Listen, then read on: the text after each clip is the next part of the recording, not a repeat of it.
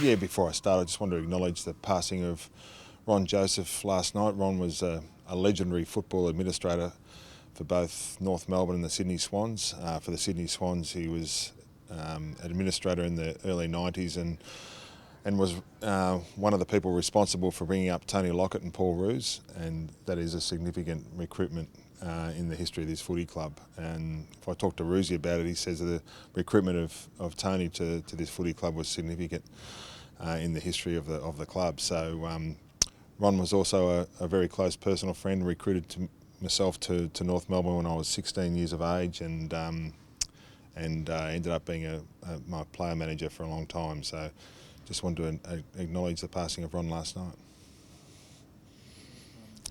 I wondered, how are the boys holding up? Because there's really humid conditions up there on Sunday. How are they, any lasting effects or anything like that? No, they've all pulled up pretty well. I think there was certainly some elevated game time because we had a player go off and another player got injured at the same time, which meant some elevated game times amongst our playing group. But they've all pulled up pretty well. They all trained this morning, had a good session on the SCG. Great to be back here, and I think they're in pretty good shape.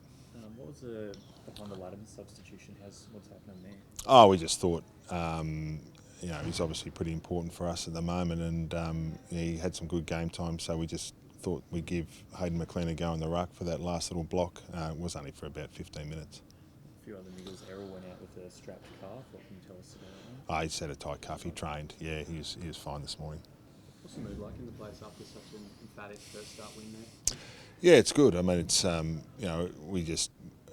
we went in with some areas we wanted to focus on against the Gold Coast Suns. They'd played well against us the last couple of times, and we're able to execute those plans, and they have some real intensity and pressure on the ball carrier, which is always something we'd like to have in any game against any opposition, but we're able to apply enormous pressure on the ball carrier, and that really set our game up for the whole night. So we'll be trying to do the same thing this week against the Hawks. Bit of chatter about Buddy's bump last week. What did you make of the incident?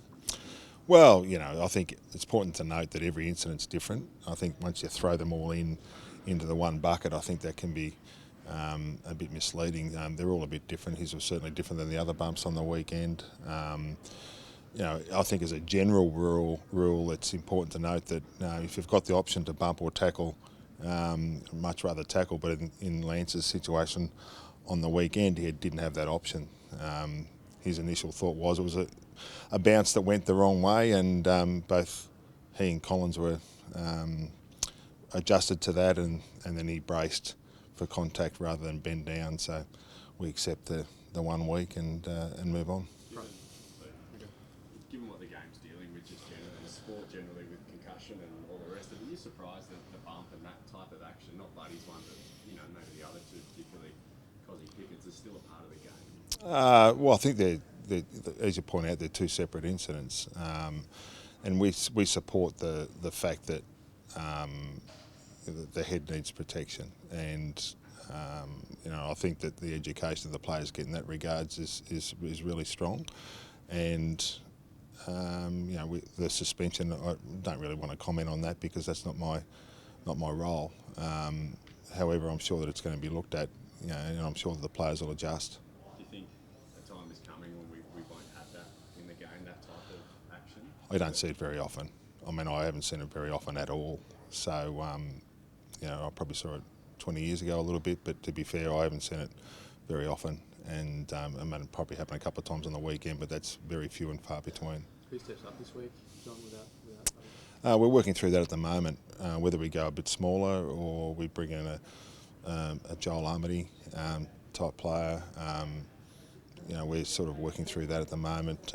Sam Reid won't be available to play, so he's not coming back in, but we're just working through what it looks like. Logan's an option, given how well he filled in? Yeah, well, obviously he played on the weekend, so he'll play again this week, and he's an important player in our front half, and he'll get some support from some other young key forwards this week if we decide to go tall. So yeah. Just with Bud, so obviously, I think you've spoken in the past about he's probably going to have little spells throughout the year. There's one in round 2, sort of. How do you manage that compared to the time you perhaps going to give him off? We hadn't planned it. We'd rather him play this week, and I think if we sat back and looked at it, we'd rather him play a couple of weeks and then maybe in the 6-day breaks would have been a good opportunity to plan it. But that's not the case, so we have to deal with what's in front of us. He trained really well today. He was trying to get on the weekend and be available for next week, we hope, if everything goes well, so we expect that to be the case. John, I think it would be Buddy's last chance to play against Hawthorn this week. Obviously, a while since he played there, but it was the club that drafted him. Is there any sort of emotion there from him missing out on that chance? I just think he's disappointed not playing. I mean, that's ultimately he likes to compete and get out there and test himself. Unfortunately for him, it's he's only missed 2 games in 10 years for the rough conduct charge before this particular episode. So he hasn't missed much football over the last 10 years for us in regards to suspension at all. So he plays the game as a competitor, and unfortunately misses the game against the Hawks. Hawks are obviously pretty filthy with their own performance by their own admission.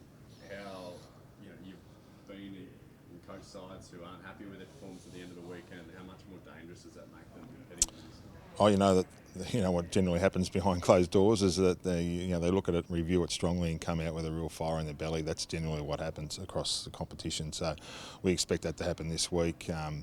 They really got off to a good start against us last year. They were able to get out of the blocks really quickly. They're a really exciting young team. So we've got some exciting young players as well. So great for both teams and the supporters to come along to have a look at some really exciting young talent that'll be on display on both areas. The wider sort of AFL community were looking to see how you guys started the year after the way it ended. From a positive point of view from you, did you see everything that you wanted to see as a coach? Yeah, it wasn't about that. The end of last year for us on the weekend, it was about beating the Gold Coast Suns, and that was really talking about the type of player, the type of football that we wanted to play. That was important for us, and we're able to get that for the majority of the game. So the challenge in this industry is you've got to do it again this week, you've got to do it again every week. We need to go out and execute it again this week and make sure we get things right. With Laddams, did you see him keeping the spot until say he's ready, or what's your thoughts there? I would like to think so. That we've got Lockie McAndrew, who's a young ruckman as well, as a 22-year-old, as a local New South Wales product.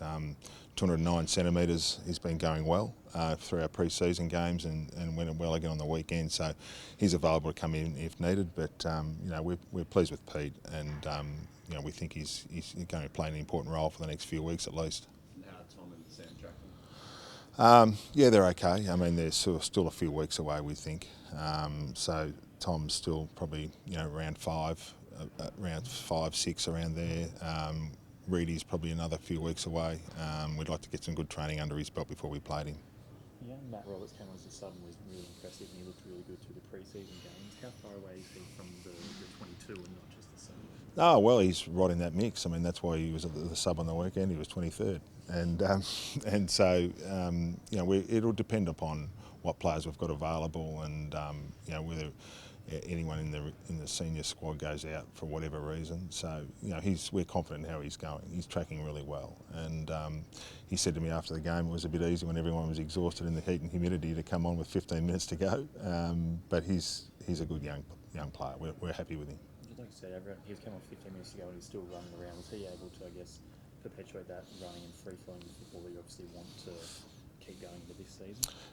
That's part of it, but it's a lot easier to do when everyone's exhausted. So he felt like he wouldn't mind playing that type of game all the time. But clearly he'd like to be in the 22, and he's not far away from that. You're a team that hasn't shied away from putting defensive attention into, let's say, a half-back flank or someone running out of a back line. With James Sicily flying as much as he is that something you might look at this week or consider? Oh, well, they've got Sicily. They've also got a couple of other really attacking running half-backs, and that's a real weapon for them. And we're mindful of that. But most of all, it's a team focus to make sure that we apply the pressure on the opposition and take away their strengths as well as play to our strengths. Who else is coming through? You played a scratch match against GWS on the weekend in the VFL, and who stood out in that game for you? There was a few of the younger guys played, so Sheldrick was able to get some game time in. He was emergency for us on the weekend, and Lewis Melican's coming back from injury. We had a few of those guys come in and play some football, which was really important. So we feel like over the next 3 or 4 weeks there's going to be some game time available for those guys coming back from injury, as well as a couple of the younger guys that we feel are tracking pretty well.